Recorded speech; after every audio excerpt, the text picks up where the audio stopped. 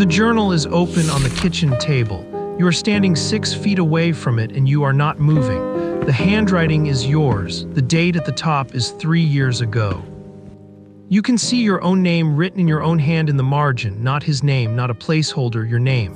Like you wrote it as a warning to yourself from the future, except you wrote it in the past and you are only reading it now, and the words are so specific that your stomach has already understood what your mind is still refusing to catch up to. The mug in your hand is hot. You do not feel it. The third line says, "Do not let him explain it away." And you have let him explain it away. 17 times in 2 years you have sat across from him while he explained, and you nodded, and you felt the knot in your chest loosen, and you told yourself that this, the loosening, was what understanding felt like. You set the mug down. You do not remember doing it. Go back. Find where this started. You meet him through a mutual friend at a dinner you almost canceled. He is quieter than the others.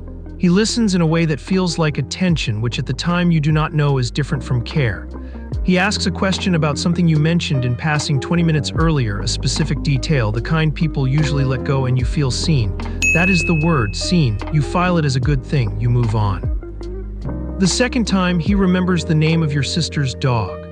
The third time, he references something you said in a text thread 3 weeks prior, verbatim, accurate, and you laugh and say you actually remembered that, and he smiles and says he remembers everything you tell him. You feel warm, you file it, you move on. He never forgets anything you say, not once, not in 2 years. You tell people this like it is a love language. You have never stopped to notice that it feels less like being cherished and more like being cataloged. There is a friend, her name is Dana, who meets him twice and does not like him.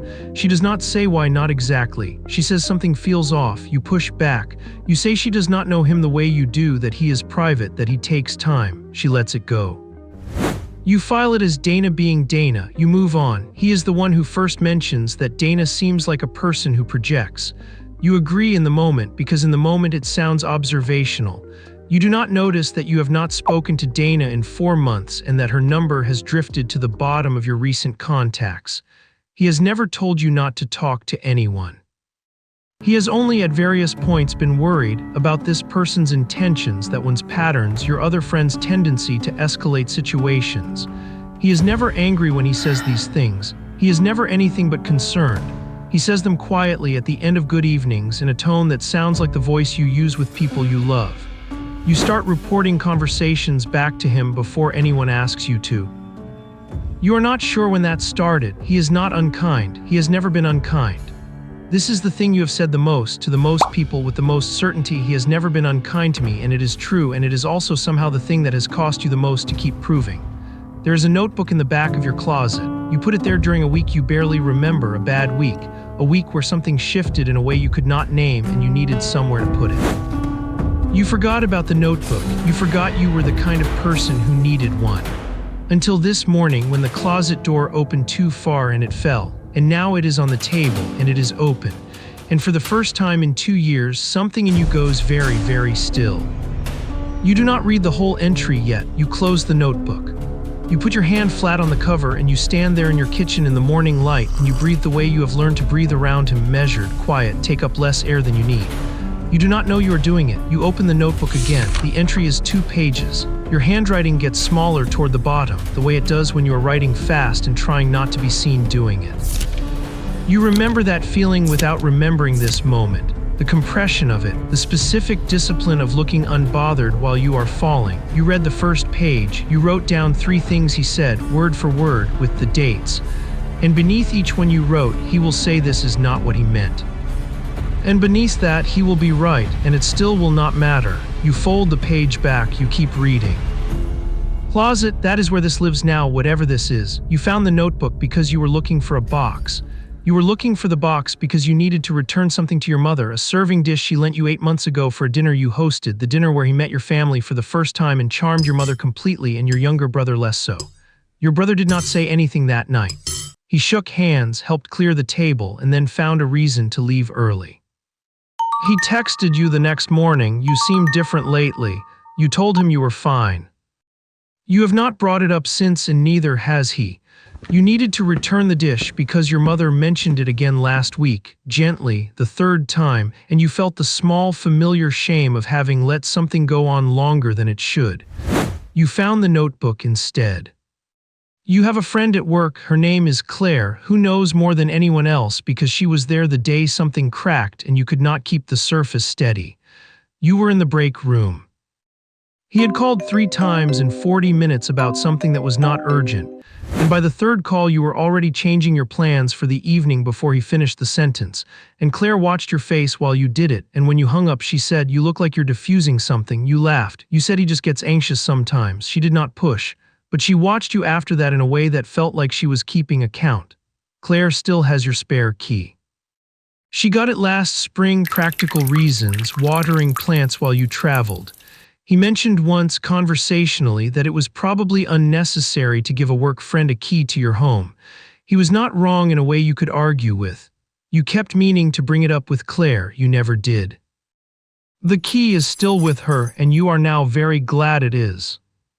You take a photo of the journal entry, then another. You check that both saved. You close the notebook and slide it into your bag under your laptop, under the things on top. Your hands are steady. You are surprised by this. You text Claire, "Are you in early today?" She responds in 4 minutes. "Yes, why?" You type, "I need to show you something before he gets here." You watch the read receipt. You watch her start typing. You watch her stop. Then I'll put the kettle on. He is coming at 11. It is 7:43. You have 3 hours and 17 minutes, and you know him well enough to know that well prepared is the only version of this conversation you survive intact. You sit down at the table. You open the notebook again. This time you read every word. You are going to need to know it exactly, not approximately, not emotionally, exactly. He will be calm. He is always calm. You need to be something he has not seen before. He does not know you found it yet. Claire reads it twice. She does not say anything for a long time. She sets her mug down. She looks at you the way people look at someone they have been quietly worried about and did not know how to say it, and you recognize the look because you have worn it yourself for other people in other kitchens before you became the person sitting on this side of the table. She says, "How long have you known?" You say, "I didn't until this morning." She looks at the notebook. She looks at you. She says, "Okay. What do you need?" Not "are you sure?" Not "maybe there's an explanation." Just, "What do you need?" You have not been asked that question in so long that it takes you a moment to locate an answer inside yourself without checking first whether the answer is allowed. You tell her. She listens. She does not interrupt once. Arrives at 11:04. You hear his key in the lock. Your shoulders come up. You press them down on purpose. He comes in warm. He is always warm at the beginning. He sets something on the counter, coffee, your order, remembered correctly, and he smiles and he asks how your morning was and you say fine, and you watch his face read yours and you watch him decide you are tired. He does not see the notebook. It is in your bag. It has been in your bag since 7:43. You let him talk. He talks easily.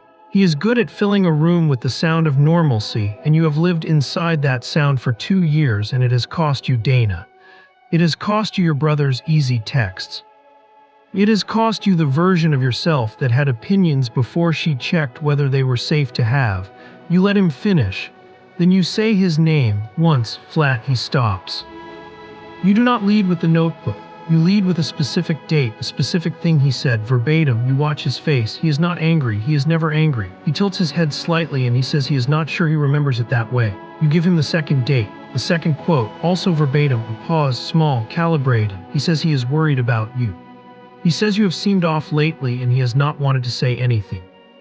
You put the notebook on the table. He looks at it. He looks at you. Something moves behind his eyes that is not quite readable and is also the most honest thing you have ever seen on his face. He says, "Where did you find that?" Not, "What is that?" Not, "I don't understand." He knows exactly what it is. The question tells you everything the 2 years did not. You leave. That is the sequence. Bag already packed. Done last night. Staying with Claire. Key off the ring before he arrived. Phone on. Location off. Done at 7:51 a.m. You did it in order. You did not rush. You did not explain more than once. He calls before you reach the elevator. You do not answer. He calls again. You do not answer. By the lobby, your hands are shaking, not from fear. From the specific physical sensation of something enormous releasing, a pressure you have held so long you forgot it was not just the shape of your body. You push through the door. The air outside is cold, real. You stand on the pavement and you breathe it in, and Claire's car is at the curb exactly where she said it would be. That night you sit in her spare room and the apartment is quiet and no one is going to call and nothing needs to be monitored, and you should feel relief, and you do, somewhere under everything you do. But you also sit there in the stillness and you think about the notebook, about the date on the entry, about the version of you who already knew, who wrote it all down, who hid it in a closet and then forgot she had. You are not angry at her, you understand exactly why she filed it. You understand exactly why she moved on. The lamp is on, the room is warm, you are safe. You sit there anyway in the quiet and you wait for it to feel like what you always thought it would.